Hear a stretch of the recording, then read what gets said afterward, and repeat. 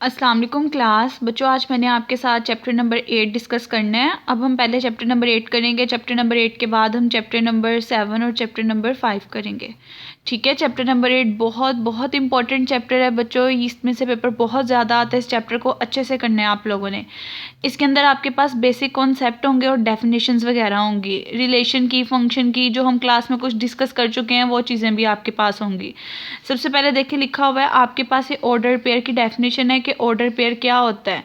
The ordered pair is a pair of objects listed in a specific order separating them by a comma and enclosing pair in parenthesis.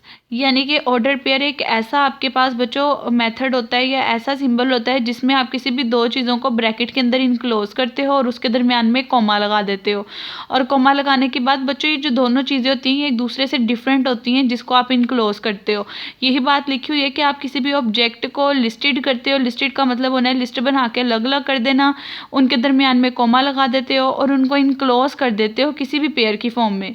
ठीक है। Order pair को in general बच्चों ऐसे आप लोग लिखते हो ए कॉमा बी और ब्रैकेट बंद। इसमें जो ए होता है वो उसका फर्स्ट एलिमेंट होता है, जो बी होता है वो उसका सेकंड एलिमेंट होता है। यहाँ तक आपके पास ऑर्डर पेयर की डेफिनेशन आ जाती है कि ऑर्डर पेयर होता क्या है, उसको आप कैसे लिखते हो। उसके बाद नेक्स्ट डेफिनेशन आ जाती है कि टू ऑर्डर पेयर्स आपके पास इक्वल कब होते हैं। कोई से दो ऑर्डर पेयर आपके पास बच्चों तब इक्वल होते हैं। देखें लेट से एक ऑर्डर पेयर ए बी है, दूसरा ऑर्डर पेयर सी डी है, ये दोनों इक्वल कब होंगे, जब पहले वाला एलिमेंट पहले वाले के इक्वल हो जाए, जब दूसरे का दूसरे वाला एलिमेंट दूसरे के इक्वल हो जाए। यानी कि जब सेम प्लेसेस वाले एलिमेंट आपस में इक्वल हो जाए तो ऐसे ऑर्डर पेयर को कहोगे कि वो दोनों इक्वल हैं आपके पास। ठीक है। जैसे कि देखें दोनों की फर्स्ट प्लेस क्या थी, ए और सी, ये दोनों इक्वल कब होंगे, अगर ए इक्वल टू सी हो जाए, यानी फर्स्ट एलिमेंट फर्स्ट के इक्वल आ जाए और सेकंड एलिमेंट सेकंड के इक्वल आ जाए। अब ये एमसीक्यूज के रिस्पेक्ट से बच्चों एक एक लाइन बहुत इंपॉर्टेंट है, आपने सारी लाइंस याद करनी है। देखें कहा है this set A comma B and B comma A are equal. आपके पास अगर सेट्स की बात करें ना, ए कोमा बी या बी कोमा ए, इसका मतलब होता है दोनों में ए बी आ रहा है, ये दोनों इक्वल होते हैं। जैसे कि अगर मैं आपसे कहूँ कि कोई भी एक सेट है 1 2 है और दूसरा सेट आपके पास 2 1 है, ये दोनों बच्चों आपके पास इक्वल होंगे। लेकिन जो ऑर्डर पेयर ए बी है और बी ए है ये आपके पास इक्वल नहीं होंगे।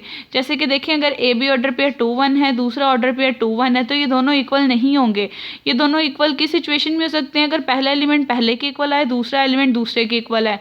यानी कि इन दोनों में इक्वालिटी कब होल्ड कर सकती है, अगर ए इक्वल टू बी आए तब ये दोनों आपके पास ऑर्डर पेयर इक्वल होंगे। ठीक है। यानी कि देखें अगर 1 और 1 है, 1 और 1 है, अब देखें ये दोनों आपस में इक्वल होंगे क्योंकि पहली प्लेस पहली के इक्वल है, दूसरी प्लेस दूसरी के इक्वल है। ठीक है। उसके बाद नेक्स्ट आपके पास एक बहुत इंपॉर्टेंट डेफिनेशन है, इधर उन्होंने लिखा हुआ है relation from a non empty set. अब हमने रिलेशन देखना है, रिलेशन क्या होता है बच्चों। आप उससे पहले कार्टेशियन प्रोडक्ट देखोगे, कार्टेशियन प्रोडक्ट का पता होगा तो रिलेशन का पता चलेगा। आपके पास कोई भी एक नॉन एम्पटी सेट ए है, एक नॉन एम्पटी सेट बी है, इन दोनों नॉन एम्पटी सेट की अगर आप क्रॉस प्रोडक्ट लो तो क्रॉस प्रोडक्ट का जो छोटा सा पार्ट या छोटा सा सबसेट होगा उस सबसेट को आप लोग रिलेशन कहते हो। रिलेशन बच्चों आपके पास डिफरेंट टाइप्स की रिलेशन होता है, इक्विवेलेंस रिलेशन भी होता है, फंक्शन को भी रिलेशन कहते हो, पार्शियल ऑर्डर रिलेशन भी होता है। हम 1 बाय 1 हर टाइप उसकी डिस्कस करेंगे। लेकिन सबसे पहले मैं आपको कार्टेशियन प्रोडक्ट की डेफिनेशन बताती हूँ। इस डेफिनेशन के बाद आपको पता चलेगा कि कार्टेशियन प्रोडक्ट क्या होता है और फिर उससे रिलेशन कैसे बनाते हैं। सबसे पहले देखिए Cartesian product of two set की क्या डेफिनेशन है। Let A and B be two non empty sets. A और बी कोई से दो नॉन एम्पटी सेट्स हैं, यानी कि वो खाली नहीं है।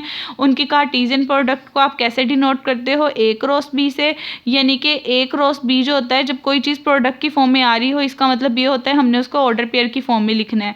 और किस तरह की ऑर्डर पेयर की फॉर्म में लिखना है, जिसके सारे के सारे पहले एलिमेंट ए से बिलोंग कर रहे होंगे, सारे के सारे दूसरे एलिमेंट बी से बिलोंग कर रहे होंगे। तो अगर देखें मैं इसे वर्ड्स की फॉर्म में देखूँ तो उन्होंने कहा ये सेट ऑफ ऑर्डर पेयर हैं, ए कोमा बी, पहले के एलिमेंट जो उसमें ए आ रहा था इसलिए यहाँ पे ए आ गया, सेकंड में बी आ रहा था इसलिए बी आ गया। और बता भी दिया कि जो ए है वो बिलोंग कर रहा होगा ए से और जो बी है वो बिलोंग कर रहा होगा बी से। हम इसे सेट बिल्डर की फॉर्म में भी बच्चों लिख सकते हैं कि ए क्रॉस बी का क्या मतलब है, order pair x y such that के एक्स बिलोंग करेगा ए से, वाई बिलोंग करेगा बी से। आप स्मॉल ए भी लिख सकते हो, एक्स वाई भी लिख सकते हो। तो बच्चों ये आपके पास ऑर्डर पेयर की डेफिनेशन होगी।